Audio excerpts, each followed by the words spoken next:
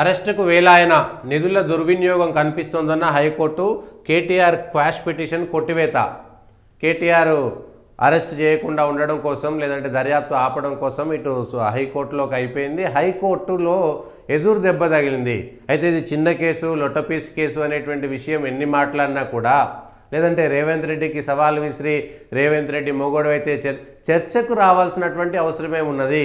నిజంగా సచ్చీలురైతే ఎక్కడ ఇబ్బంది లేకపోతే రుజువు చేసుకోవచ్చు కదా, రుజువు చేసుకోవడానికి అవకాశాలు ఉన్నాయి కదా. కోర్టుల మీద నమ్మకం లేదా? న్యాయ వ్యవస్థ మీద నమ్మకం లేదా?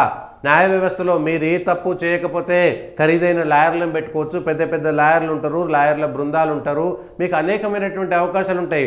ఒక సామాన్య మనిషికి కోర్టుకు వెళ్ళాలంటే, న్యాయ వ్యవస్థలోకి వెళ్ళాలంటే తాను అంత ఖర్చు భరించలేకపోవచ్చు.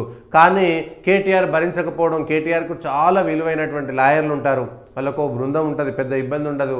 ఏ తప్పు జరగకపోయి ఉంటే అనవసరమైనటువంటి రాజకీయంగా సవాళ్ళు ప్రతి సవాళ్ళు పనికిరానటువంటి పదజాలాన్ని అందులో జొప్పించి రేవంత్ రెడ్డి మొగోడా కాదా అనేటువంటి విషయాన్ని ఇవాళ రుజువు చేయాల్సినటువంటి అవసరం లేదు. ఇక్కడ రుజువు కావాల్సింది ఫార్ములా ఈ రేసుకు సంబంధించినటువంటి దాంట్లో కేటీఆర్ గారు ఏ తప్పు చేయలేదు, ఎక్కడ అవినీతికి పాల్పడలేదు, ఎక్కడ ఇబ్బందులు కాలేదు, లేదంటే అధికారులు ఎక్కడ తమ పరిధిని పని చేయలేదనేటువంటి విషయాన్ని న్యాయస్థానంలోనే రుజువు చేసుకోవచ్చు కదా. అక్కడే ఉంది కదా, అవకాశం ఉంది కదా. మీకు న్యాయవాదులు ఉంటారు, మీకు వ్యవస్థ ఉంది, మీకు పెద్ద ఇదంతా ఉంది. మీరు ఒక పార్టీకి వర్కింగ్ ప్రెసిడెంట్, అధికారికంగా వర్కింగ్ ప్రెసిడెంట్ కావచ్చు, కానీ పార్టీ మొత్తం మీ చేతిలో ఉంది. నిన్నటిదాకా 10 ఏళ్ల దాకా షాడో ముఖ్యమంత్రిగా వ్యవహరించినటువంటి కేటీఆర్ గారు వ్యవహరించేటువంటి విషయంపైనే ఆధారపడి ఉంటుంది. మీకంటూ ఒక అవకాశం దొరికింది. ఇవాళ కాంగ్రెస్ పార్టీని ప్రజాకోర్టులో కాదు, ఇవాళ న్యాయస్థానంలో కాంగ్రెస్ చేసినటువంటి ఆరోపణలు, కాంగ్రెస్ ప్రభుత్వం కేవలం రాజకీయ కక్ష కోసం మాత్రమే కేసులు పెడుతుందని మీరు చేసినటువంటి ఆరోపణలని రుజువు చేసుకోవడానికి ఒక అవకాశంగా దీన్ని మలుచుకోండి. ఫార్ములా ఈ రేస్ కోర్సులకు సంబంధించినటువంటి దాంట్లో ఎక్కడ కూడా అవినీతి జరగలేదు, ఎక్కడ బంధుప్రీతి జరగలేదు, ఎక్కడ కూడా ఎటు నుంచి కూడా నిధులు దుర్వినియోగం జరగలేదు, ఎక్కడ అధికారికంగా చేసినటువంటివే ఇవన్నీ రుజువు చేసుకోండి. ఒకరోజు కాకపోతే 2 రోజులు 3 రోజులు ఇంకెప్పుడో ఏదో ఒక 2-3 వాయిదాలలో దానికి సంబంధించినటువంటి పూర్తి విషయాలని కోర్టులో పెట్టేసేయండి, న్యాయస్థానం ముందు ఉంచండి. ఇదిగో మేము ₹1 కూడా పెట్టలేదు, ఇది కేవలం లొట్టపీస్ కేసు అని న్యాయస్థానంలో వాదించండి. రాజకీయంగా దాన్ని ఎదుర్కోవాలి, రాజకీయ అవసరాలు. నిజానికి ఇక్కడ కేటీఆర్ గారు ఇది కేవలం రాజకీయమైనటువంటి కక్ష సాధింపు కోసం మాత్రమే, కేటీఆర్ను 4 రోజులు జైల్లో పెట్టి ఆనందించడం కోసం రేవంత్ రెడ్డి గారు ప్రయత్నాలు చేస్తున్నారని న్యాయస్థానంలో రుజువు చేసుకొని ఎటువంటి కేసు లేకుండా, ఎటువంటి శిక్ష లేకుండా, అరెస్టు లేకుండా, లేదంటే న్యాయస్థానం నుంచి పూర్తి స్థాయిగా విచారణలో ప్రత్యేకంగా ఎటువంటిది లేదని చెప్పుకోవచ్చు. మరి వాళ్ళ క్యాష్ పిటిషన్ ఎందుకు కొట్టేసింది? కోర్టు కొట్టేయకూడదు కదా. కేటీఆర్పై ప్రాథమిక కేసు ఉంది, ఈ దశలో దర్యాప్తును అడ్డుకోవడం సరికాదు. మంత్రిమండలి ఆమోదం, ఆర్థిక శాఖ అనుమతి లేకుండానే హెచ్ఎండిఏ నిధులను వాడారు, విదేశీ కంపెనీకి సొమ్ము చెల్లించాలని ఆదేశించారు, నిధుల దుర్వినియోగం జరిగినట్టుగా కనిపిస్తోంది, దర్యాప్తునకు ఈ ఆధారాలు చాలు. కేటీఆర్ క్వాష్ పిటిషన్ను కొట్టేసిన న్యాయస్థానం అరెస్టు నుంచి 10 రోజుల రక్షణ ఇవ్వాలన్న విజ్ఞప్తిని కూడా వదిలేసింది. అంటే అరెస్టు చేసేటువంటి అవకాశం ఉందనేటువంటి విషయాన్ని కేటీఆర్ గారు భయపడుతున్నారా? మీరు ఏ తప్పు చేయకపోతే అరెస్టు చేయరు కదా, అవసరం లేదు కదా. ఏసీబీ విచారణలో అన్ని వివరాలు వెల్లడించండి.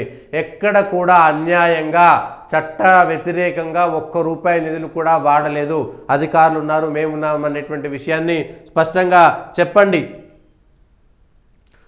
ఈ విషయంలో ఇవాళ ఆల్రెడీ ఈడీ దగ్గరికి 7వ తారీఖు వెళ్ళాల్సింది, వెళ్ళలేదు. ఏసీబీ దగ్గరికి వెళ్ళాల్సింది, నాటకీయ పరిణామాల మధ్య అది కూడా ఆగిపోయింది. ఇవాళ కోర్టు నుంచి కూడా క్లియర్గా స్పష్టంగా అవకాశాలు వచ్చినాయి, ఆదేశాలు వచ్చినాయి.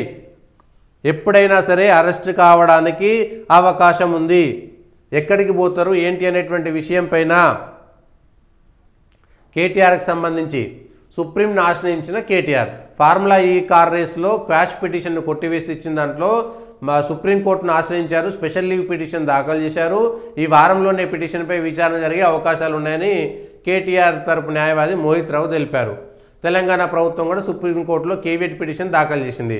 కేటీఆర్ పిటిషన్లో తమ వాదనలో కూడా వినాలని కోరింది. ఇది విషయం. అయితే ఇంకో వారం తర్వాత వింటారు, కానీ వారంలోపే అరెస్ట్ కావచ్చు కదా. హైకోర్టు నుంచి ఎటువంటి లాభం కూడా జరగలేదు.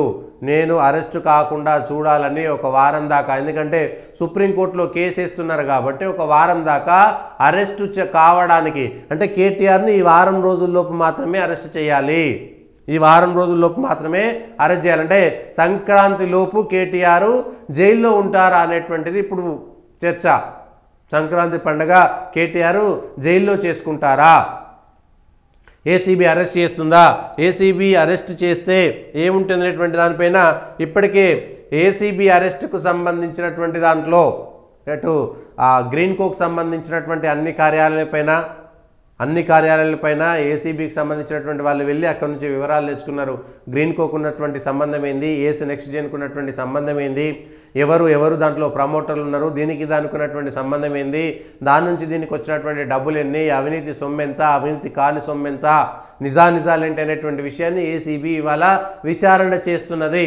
తప్పు జరిగిందా లేదా అనేటువంటిది ప్రజలకు సంబంధించి న్యాయస్థానంలో రుజువు చేసుకోవాల్సినటువంటి బాధ్యత కూడా ఇప్పుడు కేటీఆర్ గారికి ఉన్నది.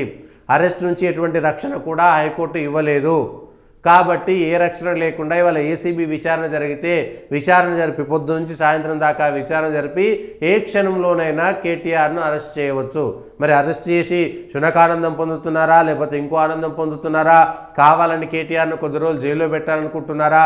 జైల్లోకి పోయినటువంటి వాళ్ళందరూ కూడా పెద్ద స్వాతంత్ర సమరయోధులై తర్వాత వచ్చి వాళ్ళంతా ముఖ్యమంత్రులు అవుతున్నారు. జైల్లో పోయినటువంటి వాళ్ళంతా ముఖ్యమంత్రి వాళ్ళ మీద వచ్చినటువంటి ఆరోపణలన్నీ కూడా అవినీతి ఆరోపణలే. ప్రజలది కూడా తప్పే ఉంటుంది. అవినీతి ఆరోపణలు ఎదుర్కొని అవినీతి చేసినటువంటి వాళ్ళని ముఖ్యమంత్రులుగా, మంత్రులుగా, ఎమ్మెల్యేలుగా గెలిపించిన తర్వాత ప్రజలకు ఏ హక్కులు కూడా ఉండే, ఇంకా ప్రజలు ప్రభుత్వం పైనో రాజకీయ నాయకులపైనో మాట్లాడేటువంటి హక్కులు కూడా కోల్పోతారు. అదొక అంశం.